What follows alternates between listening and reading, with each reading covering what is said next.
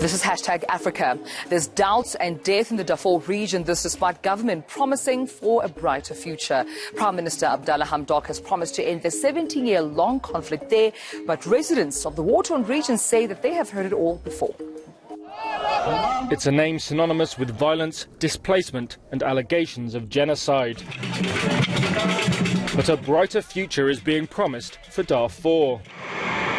Prime Minister Abdallah Hamdok arrived in the West Sudanese region this week, promising to settle the near 17-year-old conflict and repair the damage done under ousted President Omar al-Bashir. Hamdok's government is involved in peace talks with rebels from Darfur and other border regions. But at the Zamzam displacement camp outside the town of El Fashir, the Prime Minister, who took office in August, offered little in terms of concrete new proposals. The case of aid is one that is related to the political economy of aid. We shall open a broad community dialogue to discuss this aid. At a market in El Fashir, Saleha Noor says she's heard it all before. She's long given up hope of returning to the village she had to flee when fighting started in 2003. She says those who do go back are killed, and gives a recent example of someone from her wider family. They attacked him in his farm and kicked him out. And when he went to sleep in his house, they went and killed him and his daughter. His daughter has a small child who they brought to the camp the day before yesterday. The violence has greatly subsided since the days when Bashir mobilized mostly Arab militias to crush an uprising amongst mostly non-Arab rebels. But societal and ethnic differences remain. Banditry is rife and dwindling water supplies have fueled conflicts between farmers and nomads.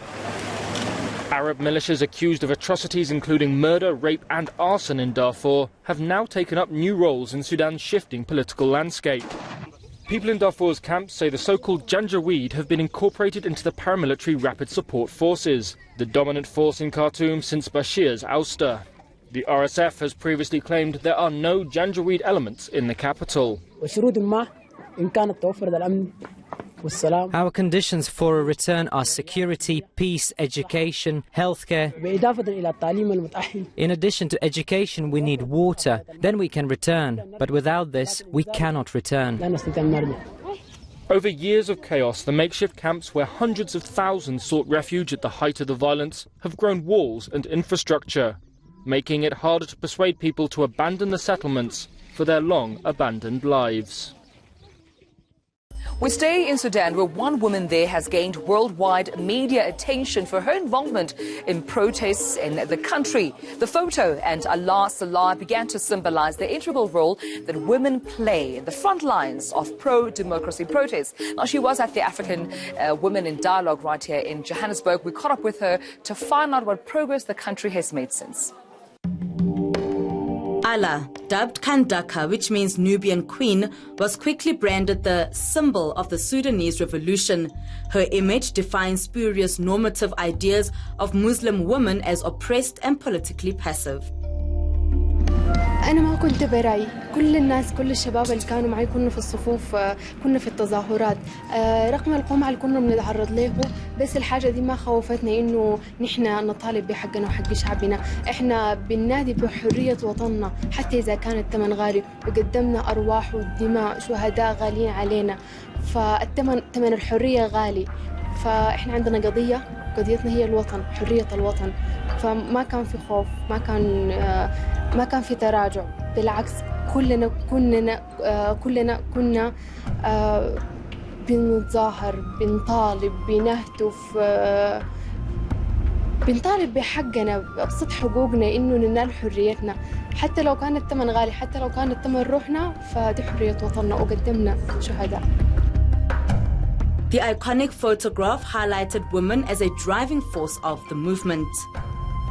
أول ما بدأت الثورة كان لابد إنه نلبي نداء الوطن ونكون في المكان اللي إحنا فيه وأنا واحدة من آلاف الشباب والشابات شاركوا في الثورة يعني أنا جزء من الثورة شاركنا عشان حرية وطننا عشان نشوف السودان في المكان اللي إحنا بنحلم به عشان نتحرر من النظام البائد المستبد اللي ظل جاسم على صدر السودان 30 سنة دمر ما دمر فيها من السودان فعل ما فعل من فظائع في السودان فأول ما بدأت الثورة كان لابد إنه نلبي نداء الوطن وكنت في المكان المفروض أكون فيه. Regardless of fueling the revolution that overthrew President Omar al-Bashir from 30 years of authoritarian rule in Sudan, women are still being excluded as Sudan struggles to form a democratic government. ممثلة بس ما بالنسبة كنا بنطمح لها أو النسبة الطبيعية اللي هي حقها المستحق في إنها تكون بنسبة من 40 ل 50% على الأقل في المناصب الحكومية.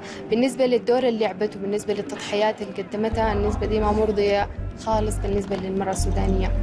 فمفروض تكون حتى في مناطق صنع القرار، في مناطق في مناصب ذات تأثير يكون دورها فعال، مش إنه كمية من النساء تم تعيينهم، لا يتعينوا في مناطق صنع القرار، في المناطق اللي بتكون قيادية وريادية. ده أقل حق ممكن نقدمه له.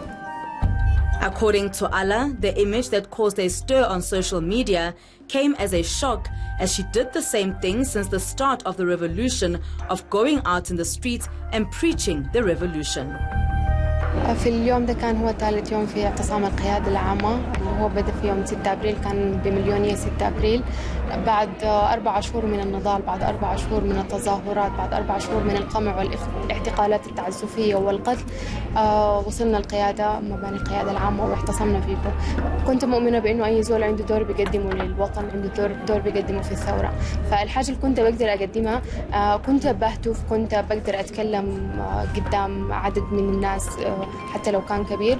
فبالإضافة للهتافات والقصائد الثورية كان بيكون في توعية لبعض النقاط لبعض المواضيع، فكان عندي المقدرة إني أقف أتكلم وأوصل حجم من الناس. فحسيت إنه ده دوري، دي الحاجة اللي أنا حاعملها. فبدأت أهتف من أول يوم طلعت فيه المظاهرات، كنت بهتف وبردد شعارات الثورة وقصائد الثورة العظيمة. في اليوم اللي انتشر فيه الفيديو كان يوم عادي بالنسبة لي، يعني كنت بعمل في حاجة بعمل فيها من البداية، ده دوري الطبيعي اللي أنا بعمل فيه، فما كنت متخيلة إنه حيتسلط الضوء على الصورة أو على الفيديو بالطريقة دي. فبس الحمد لله إنه العالم من بعدها عرف إنه في ثورة في السودان، في شعب طلع بنادي بحقه من 4 شهور، في شعب كان مظلوم مهضومة حقوقه، فإنها قدرت تصل للعالم. الموضوع ده بالنسبة لي كنت فخورة وكنت مبسوطة بهم شديد. في نفس اليوم أنا هتفت في 10 منصات في الميدان، فاللحظة ديك ما كانت بالنسبة لي مختلفة أو كنت حعرف إنه هي اللي حتكون مختلفة، فكان حاجة عادية بالنسبة لي، بس أثرها فيما بعد اختلف شديد. Alaa says it will be clear the pro-democracy movement has been successful when they see women occupying half of the decision-making leadership roles within the government, and when the political process includes people of different faiths and ethnicities.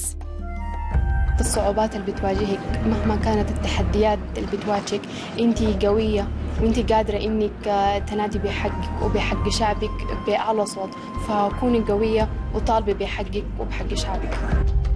Alaa has encouraged women to speak up for their rights and be the voice of change. صوت المرأة ثورة، فثوري ضد الظلم، ثوري ضد القهر، ثوري ضد هضم الحقوق، طالبي بحقك وبثوري.